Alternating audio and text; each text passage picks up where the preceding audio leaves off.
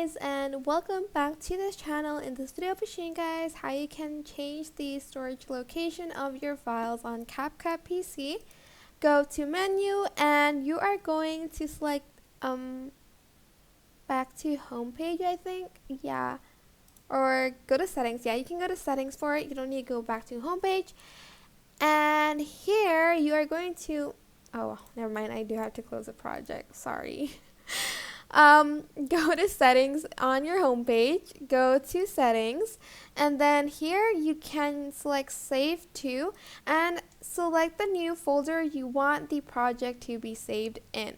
Now I have mine saved in here, so if you want to save it in another folder, for instance documents, select the folder you want it to be saved in and then select folder, but I'm not going to do that. And once you have changed the folder, make sure you select save on the file location, so now all of your projects will be saved in that folder.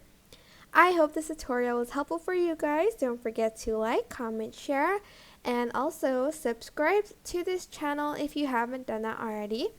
If you have any questions, just leave it in the comment section down below and I'll try my best to answer them all for you guys. And if you found this video helpful, please click the thanks button above the description box down below. Thank you so much for watching. Bye!